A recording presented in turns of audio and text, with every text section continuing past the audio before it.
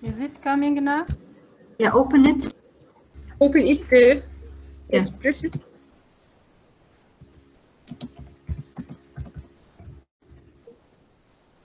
Oh gosh.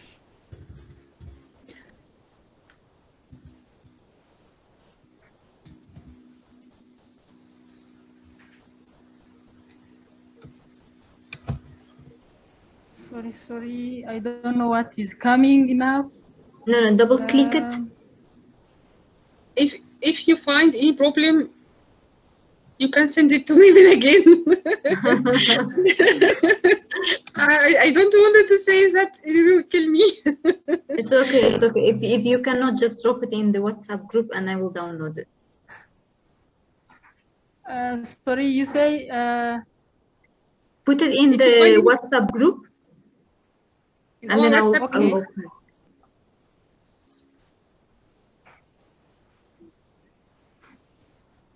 Thank you so much, Dr. Bemin. You are our rescue today. Okay. Thank you so much. Do you see it? No. Can you? Not can yet. you see? Not yet. Not yet. Yes. Which group? Yes. Start to appear. Yeah. Now just slideshow, and it's fine. Is it fine right now? Yeah, it's fine. Just click the slideshow. Yes. Press F5. The button then. Yes, the other one. No, beside it. No. Beside it. Don't enlarge it. Yes, it's that one. Click it. Yes. Click it. She missed it. Does it come? No. Yeah, now. Yes. Finally. Yes, finally. Congratulations, dear. Thanks, God. So please, yes. You skip first slide. Yes. Greetings, everyone. I'm honored to be part of this workshop. We are going to see about the science of diplomacy and education policy responses to mitigate the impact of COVID-19.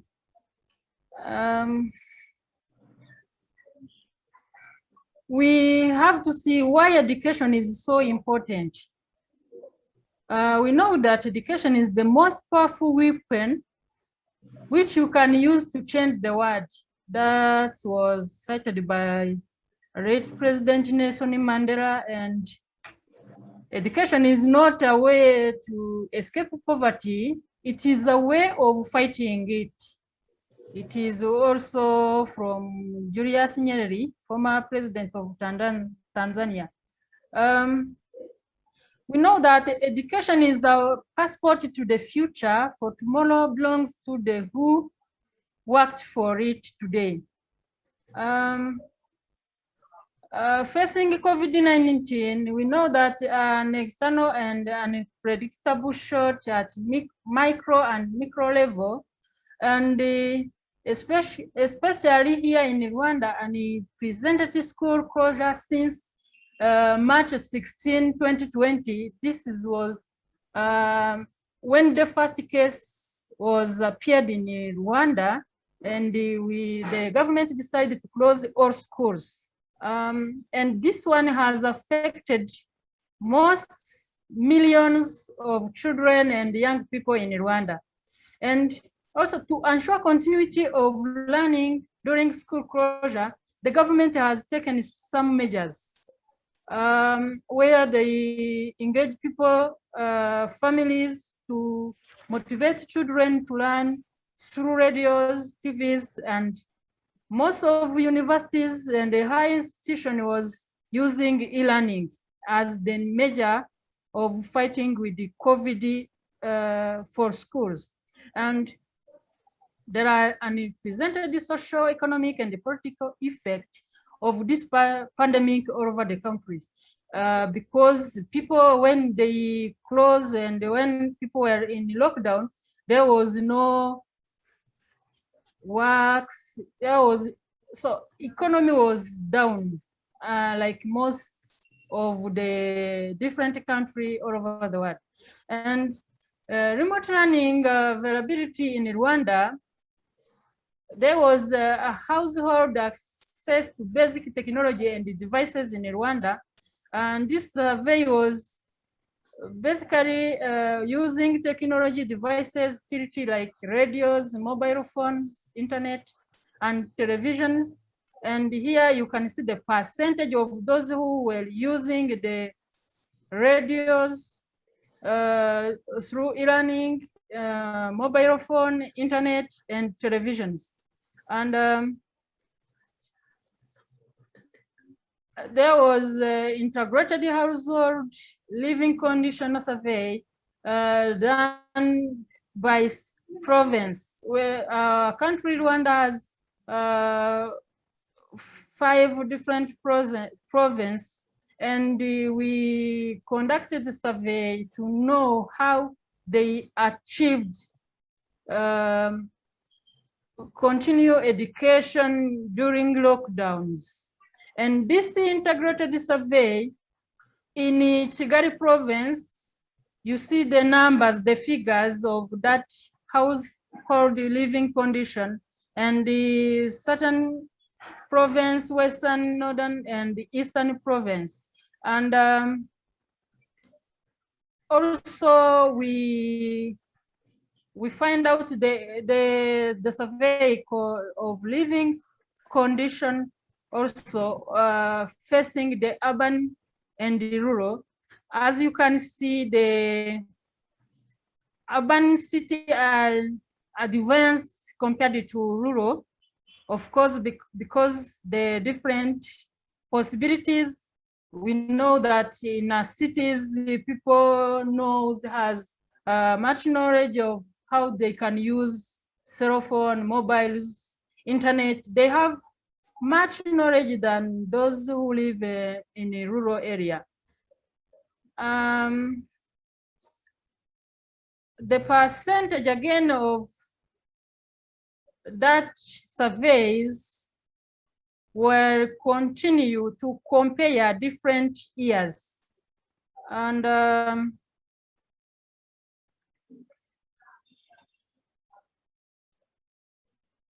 there was a survey asking people, asking different population living in different areas, how often or regularly or sometimes, or at least those who do not use radio or televisions or mobile phone, how they know, how they are aware about the pandemic, how they are aware how to fight against it. And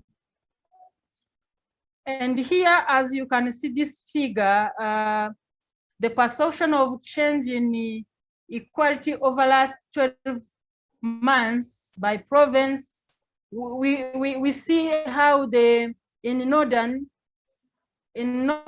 province, they respond highly compared to those who are in Kigali city. So which means those who are in Kigali city, they know, they already know, they are informed of how to mitigate the pandemic, how they can also fight with it, continue the normal life, schools, how the education can learn, etc.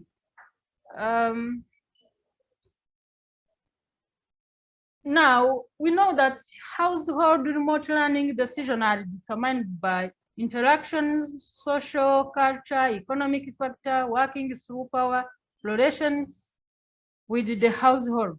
And by closing schools due to COVID-19, yes, normal schools fees of household. You know, some people, especially in those in the rural area, they were saying, okay, we are okay, we are with our children, no school fees, no one who asked to pay us. So some of them has those mindsets. And we know that less employment availability and less income for household.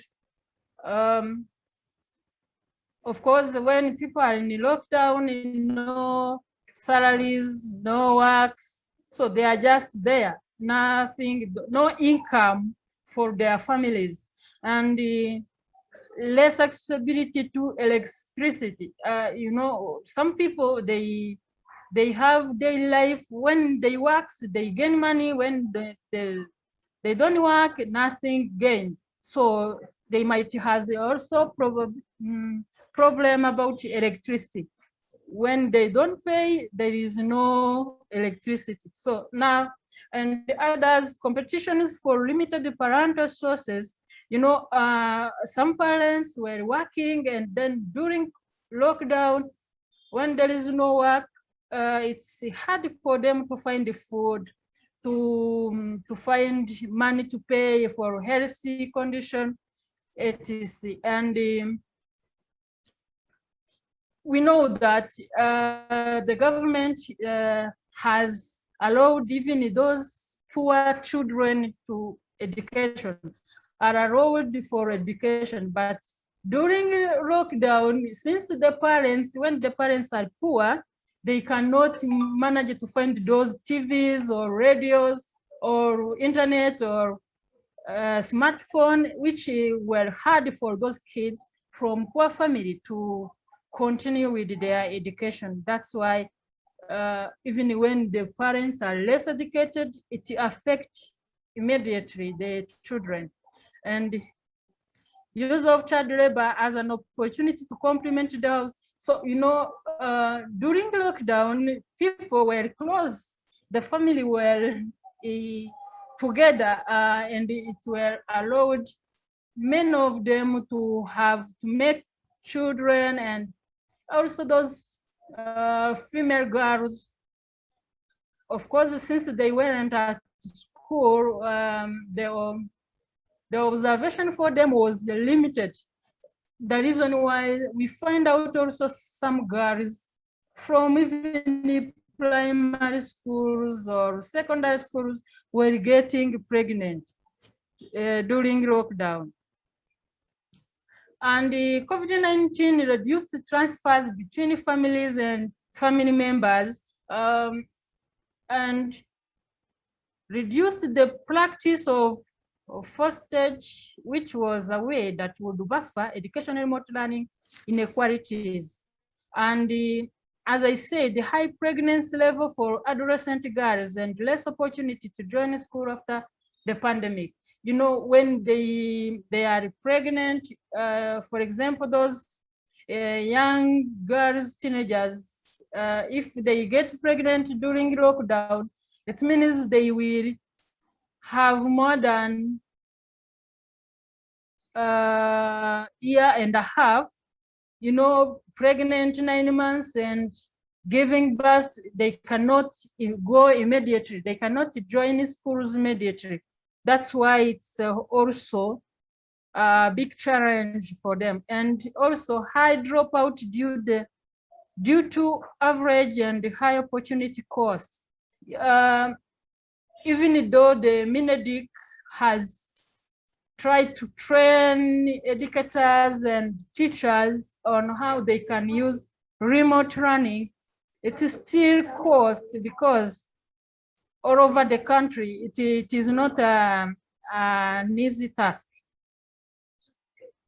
And also some expenditures, you know, to allow social distancing, it requires more infrastructure, it requires more houses, buildings, materials, so which is also total cost, like family school fees, uniform, books, transport. It's also still a big issue to resolve. And if family also manage to return for their job, it can also reduce the problem of paying school fees, buying food for the family, etc. So gender equality issues here, we are talking about the number of girls who get pregnant during COVID lockdown. So, and the short survey done, we find out that more than 15,000 girls between 14 and 18 years were pregnant during lockdown. And you can see this one is disappointment of some parents in investing in education of girls, even for the country, of course. So, and here we are talking about the potential to increase gender inequality in education. So Rwanda's education has fallen into the first recession due to the COVID-19 pandemic, and this could potentially compromise years against in the poverty reduction if we try to follow the World Bank surveys. And the poverty hedge count is likely to rise by 5.1%, which means more than 550,000 people has affected, and in 2021 with more than 80% of new poor rural area. Because when COVID continue to increase, it will be serious, big issues, especially in rural area, because they close schools, they close businesses, so which is difficult, hard for many families. And an increase of formal sector employees in the district by 1 unit increased the household education investment by 2.3%. And here, the families are forced to reduce the expenditure education by 15.3% when they are poor, by 26.1% when they are extreme poor. So, and in the absence of decisive action, the adverse effect on education and health has potential to reduce long-term productivity. So we know that the country long-term growth potential, if the pandemic is still increasing, it will also make the government to make serious actions, decisions to fight, to see if they can fight against them. And also we have to improve the quality of education. Even though they have trained the teachers from primary level to primary nursery levels to the high education, it still needs some effort. And they still have to construct, to add more infrastructure, classrooms, etc. And to reduce the overcrowding in the classroom, we know we have to respect the social distance from the school all the way. And the government established a recovery planning aiming scales up the social safety net program to the most vulnerable school or children. And here we continue thanking the government of Rwanda for